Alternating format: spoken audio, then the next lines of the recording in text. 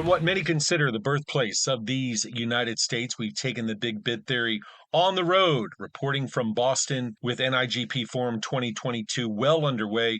Bill Culhane, your host, TBBT, powered by BidPrime for now.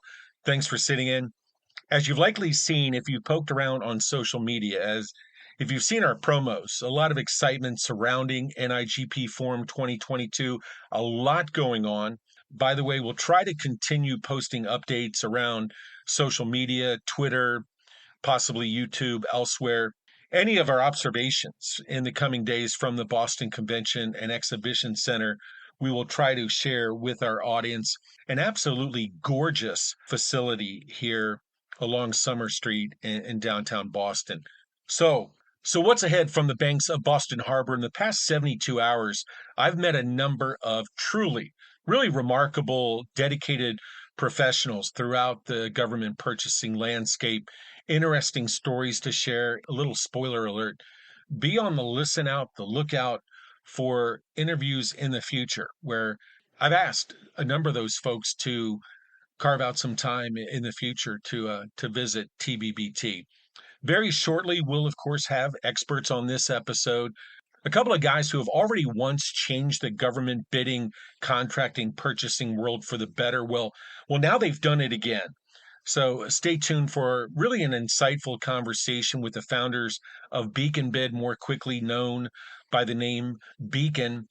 Beacon's arrival on the scene has already created a buzz here in the halls in Boston the past couple of days. One of the names that you hear people discussing. If you're from an agency, a supplier slash vendor, or you simply enjoy hearing about business success stories, grab a cup of clam chowder and hang tight. Okay, I'm not a poet, but I'm in Boston and Rick is in Austin. Rick is still pushing the buttons, turning the dials with a smile. We like to say, Rick, how are things back in the ATX? Well, Bill, I think Austin waited until you left to bring some of that rain from the New England area down here. It is raining outside my window as I speak, so I'm sure once you get back here, we'll be up to our regular 102 to 104 throughout the week. But yeah, that's what's going on right now. All right, very good, Rick. Appreciate that report. Rick, you and I don't divulge a ton of personal info, background on the show, and I can hear people cheering in the background. But seriously, word on the street is that recently you enjoyed what I consider an incredible experience, which, oh, by the way, required some warm clothing. What was that all about? I am excited to talk about this, Bill. So I have a wonderful girlfriend, Mackenzie, who recognized that I have a birthday coming up next month. Now, not a whole lot of people know this about me. I am very into penguins. They are my favorite animal.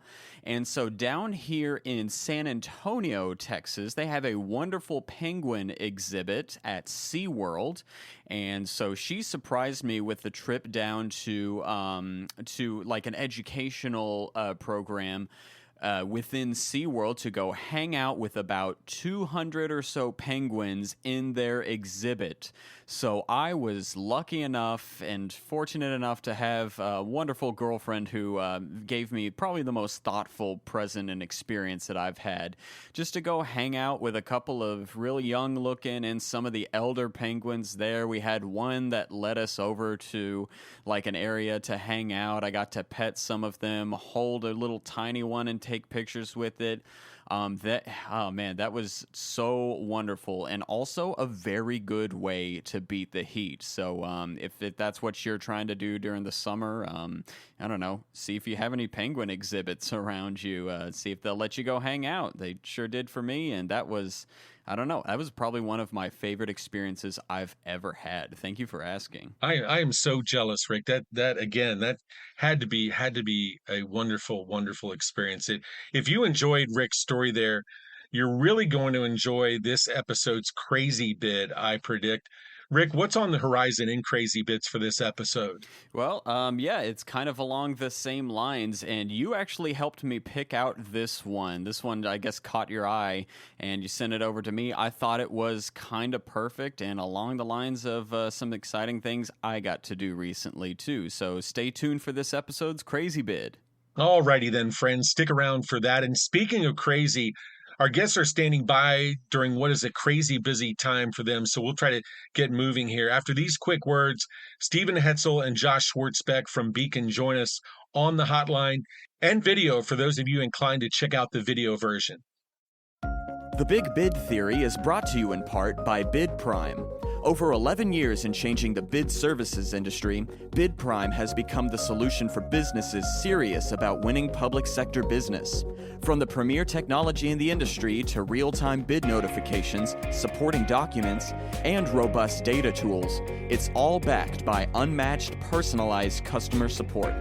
BidPrime. Start your free zero-obligation trial today. BidPrime.com.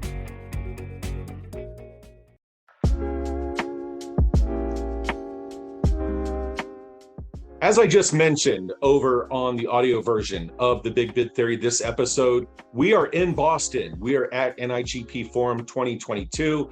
Beacon is a flagship sponsor of the event, also an exhibitor. For those of you who are watching this video on Monday, you still have a couple of hours to head over to booth 1231.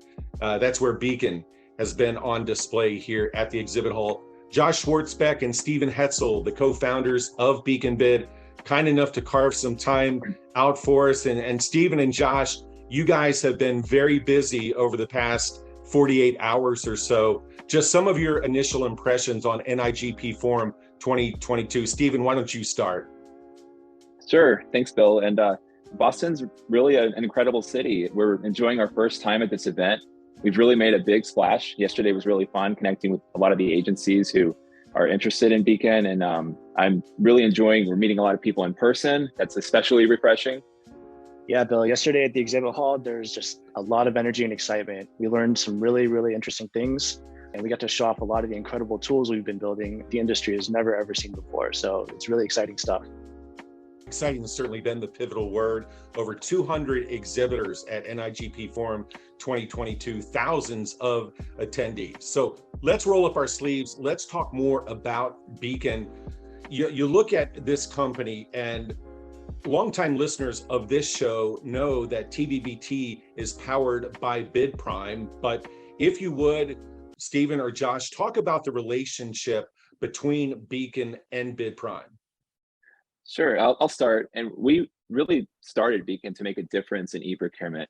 Coming from the industry, really from the BidPrime experience on the contractor side, we launched that in 2009, and we witnessed a lot of changes in the market, especially like with consolidation and the e-procurement side, just e-procurement services and solutions out there. And I noticed that every time there's a consolidation, there seems to be a backward movement in actually making products that work for agencies and suppliers. That's like, they're trying to find ways to make more money or take up more time or just, double dip or do something like that. There's a lot of technology, guardrails, gatekeeping. It's just not really enabling vendors to enter into the market. That's specifically what we're trying to support with Beacon, especially with local businesses, which really are small businesses, minority women, veteran-owned businesses. Those contractors almost unanimously complain about how complicated government websites are, or just like how cumbersome these e-procurement solutions are that are currently on the market. That's what we're trying to reinvent here in Boston with everything we're doing at Beacon. We took everything that suppliers told us wasn't working for them, and then we went to the agencies. We did a lot of research, had conversations, asked them what did they like about their current e-procurement systems, what didn't they like about them, their frustrations. And Josh and I took the same design approach, the same way that we approached at BidPrime, which worked out, I'd say, pretty well. And here we are now. Can you kind of, and this is for, I don't want to use the word nerds, but I guess I'm going to say nerds. As I've observed over the past 24 hours, people coming by the booth, I see both of you, Steve and Josh and other people on your team, having these conversations, talking to people about the design approach behind Beacon without, giving up the entire recipe. Can you talk more about that? What went into building Beacon, at least as it looks today? Well, Bill, kind of on a high level, we'll first start talking about what worked at BidPrime and how we carried that over to Beacon. So at BidPrime, we really focused on achieving the widest coverage of government agencies and assuring no bid was off limits. A lot of times there's these walled gardens that have been put up on, who can access what bids and hurdles you have to jump through to get to those bids. And we try to do away with that. Our goal was to really get the most relevant leads into the hands of our customers and to do everything we could to make researching bid qualification as efficient as possible. So one of the first things that we did was build these tools for bid detection and capture, getting the bids into our system and out to our customers as fast as possible. In addition to that, we built this very, very powerful customized search engine that expands just far beyond simple keyword searches. It includes categorization, smart search layering, tons of different technologies layered on top of each other. One of my favorite efficiencies that we've recently added into BidPrime is allowing our customers to search and preview bid documents. So PDFs, Microsoft Word, and Excel documents in milliseconds, just right from the platform. So you can open up a document, read through it, search it, and qualify, in just seconds. This specifically is something that we've brought over to the Beacon platform as well. So we've borrowed a lot of ideas from BidPrime that we're bringing over to Beacon, namely the simple and intuitive yet powerful mantra that we have. So we brought over the document researching capabilities that we allow agencies to use. We allow making changes to solicitations, including addendums, awards, and extensions, and only requiring a few clicks to do that. We keep audit logs showing changes to solicitations, including the addendums, awards, and extensions, requiring just a few clicks. We keep an audit log showing any changes that happen and notify vendors, keeping them updated and in the loop. We have the audit log that goes out to the plan holders that agencies can choose to notify whenever they make changes to their solicitations.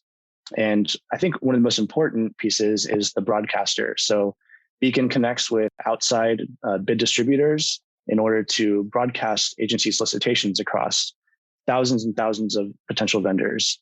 Importantly, it also keeps track of those vendors that are being broadcast to so that agencies are able to send communication updates.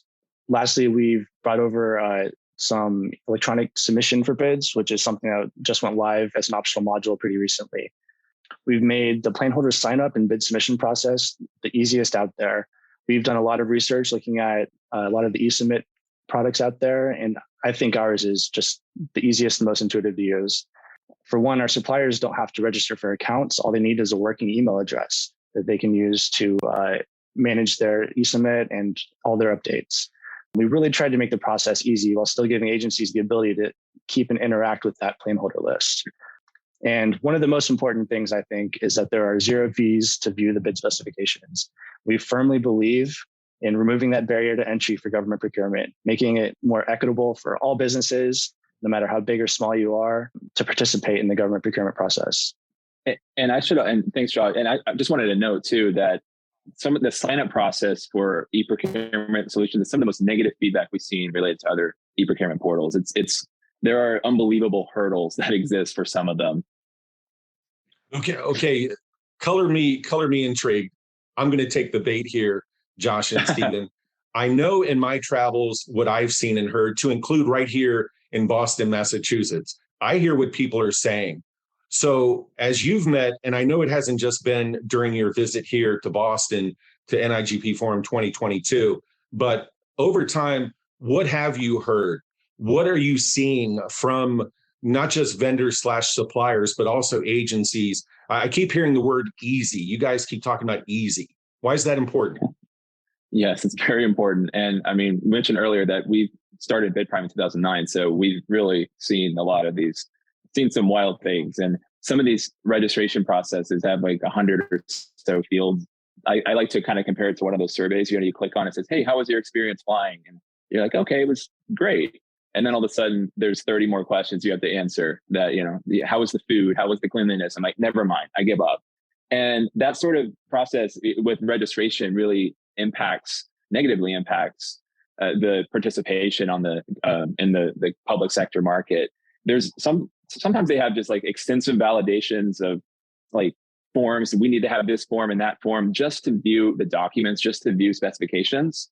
And government procurement officers have actually told me that they know that this inhibits the process and they want to do something to change it. That's part of why we built Beacon. It's for they want to make the change. It's just there's not really the options out there. There's examples of, an employee leaves a company and somebody else registered, a second person, because that person's no longer there, but they will just deny the registration because there's some person who registered for that entity in the past that has no working email address and they can't get through. And I mean, it's just really frustrating things I've heard through a lot of these other portals. Like sometimes there's a 48-hour waiting period just to view a scope of work. And I think like the real example here is if let's say you sell like wooden desks or you sell like a certain type of temporary, staffing services, whatever it is. A lot of times these titles for solicitations will say something generic like furniture. And what do? You sell a subset of furniture and you need to look at the documents. This is what BidPrime does, right? This is what Beacon is making easier for these vendors so they don't actually have to go through the rigmarole, I call it, that a lot of times companies just will decide to skip over it. Also, there are e-procurement companies. This is, some of the things that I find most unnerving because I've seen it affect so many businesses out there through the years. And there's companies that advertise themselves as free or free for all, but they really make it difficult for suppliers or contractors to actually use it for free without paying them a subscription fee or like a $7 document fee or something like that. Just they have to pay out of pocket a lot of the times just to view the specifications to see, is this a good opportunity or not? And it's just a shell game. Like it's free for one agency, right? But if you work for more than one agency, which by the way, most vendors do, and guess what you got to do? You got to pay a fee each time just to view the document. And so these are the kind of games that I guess really motivated me and Josh to work on Beacon and get this out there and really just kind of stop the games that a lot of these companies are playing. I've heard from a lot of folks to the effect of if we have to pay, then we don't play. And that's why we're here now. So it's really an ethical issue at the end of the day. It's our mission to end this practice and make procurement easier, more accessible. Some of the stuff Josh was mentioning earlier, really just help serving agencies better. Yeah, great point. And we're here in Boston. Boston is home to Harvard and MIT. And no surprise to our audience, I'm not a graduate of either institution. But that being said, it seems like a lot of what you guys just talked about, it seems like it's counterproductive to the whole process to make it difficult for businesses, for suppliers, for vendors. It just seems silly to me. I actually do a lot of research on user experience, and I feel like sometimes some systems, not going to name them, but they do the anti-user experience. They take what is a positive user experience and flip it over just to try to, no, let's take these principles out. Just not good. Yeah. Right. There's a lot of like I say, there's a lot of clogs in the pipes that are artificial and a lot of walled gardens. And again, our philosophy is around transparency, the usability and fairness that just don't seem to be standards in the industry. But I think we can help that catch on.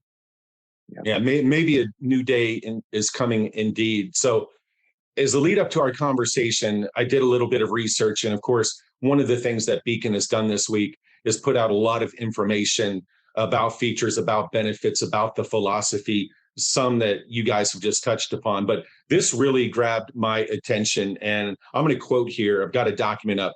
68% of procurement officers surveyed believe that download fees negatively impact the number of bid responses.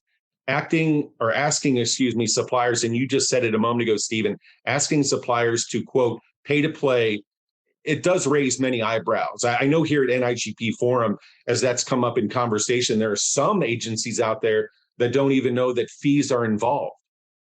Yeah, and actually, I mean, I would say that the other 32% just don't understand how vendors approach this, or may not understand the other side, or just have not taken the time to understand how it works. It's just one of those things. It's been a little while. You have to go back. I think it's a couple of seasons ago here on this show. We've had experts on talking about set-asides, and not for that reason alone, but it's kind of near and dear to my heart when we're talking about those businesses with special designations, how sometimes they're left out of the process, which seems crazy to me.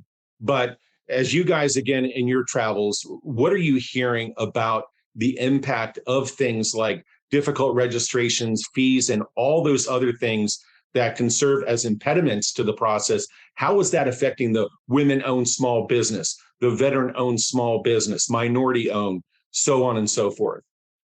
So some of the things I heard yesterday, actually, in conversations, that cooperative contracts are also negatively impacting participation from small businesses. And that's something that was an interesting topic that, we'll certainly dig more into. But just in general, many of these smaller agencies are forced to use budget solutions or free solutions, or free, that are not Beacon free. They just have these, I guess, small businesses and women, minority, veteran businesses, they fall victim to the burden of fees and these long, drawn out registration gambits that I touched upon earlier. I won't get into all that again. But they just choose not to participate in the process or even in the public sector market at all. It's awful. A moment ago, Stephen, and I know our audience heard it as well, you used the word free, and a bunch of people are reaching for their calculators right now, and they're thinking, okay, free, what's the catch? Yeah, there has to be a catch, right? Yeah, and I understand. It's a good question. I would wonder the same thing, especially given the solutions on the market right now. We're building Beacon to be like a freemium model, and one of the examples I heard was like kind of like the way LinkedIn does it. And if agencies want to post bids on our platform, if they want to link to their bids and do all that stuff, it's free. And we're also giving free access to the first 500 agencies that register for RFP Archive to use that service too, which is an amazing service that's gotten a lot of great feedback so far. If somebody just wants to use the RFP Archive to help write their bids and use it as for template, they can stick to their current system and just use that. And we have some interesting premium modules for them, for a large agency that are interested in looking into that. Guys, I know we're up against it. Each of you, I know, have meetings here momentarily with folks from various agencies. But if you would, real quickly, Josh, Stephen, whoever wants to grab this, what's next on the development schedule for Beacon? What's ahead in the not too distant future? So, Bill, we're looking into expanding out the lead distribution, getting the solicitations that our agencies post into as many relevant and qualified hands as possible. So we're working on expanding out our API capabilities, our integrations with third-party ERPs, and we're working to create a number of simple integrations to different agency platforms. And lastly, we're working on adding in some vendor grading, analytics, and survey communication tools so that we have the full end-to-end experience for posting, publishing, managing, and follow-up, posting the awards and getting the survey results and feedback that our agencies are interested in. Well, guys, there's still a lot going on coming up in NIGP Forum 2022. Guys, what else is ahead for Beacon on the calendar while you're in Boston? Well, we have an event tomorrow. It's going to be fun. It's an exclusive event. We've invited agencies and BidPrime customers to come by the sporting club at the Omni Hotel, and it has food, beverages, raffles, prizes. We're also previewing the launch of Beacon's eBid module, which is many new modules that hopefully are to come, and really celebrate a lot of the newfound connections that we've made here. It's been really fun. Yeah, we should also mention that we'll be celebrating BidPrime's 13th anniversary during the social event. And I'm really looking forward to seeing everyone there. So I'll see you. Yep. As I say, by the way, congratulations on that, and appreciate you guys carving some time out. I know you're both busy. Right. And I'm sure I'll see you in about 10 minutes across the street here. That's going to do it for this episode. As Stephen just mentioned, Josh, thanks to you as well. We're going to head back over to the Boston Convention and Exhibition Center here in Boston, wrap up day 2 of the exhibit hall. Stay tuned for more episodes. We'll likely have Stephen and Josh back on in the coming months, coming episodes to talk more about Beacon. So signing off from Boston, we'll see you soon.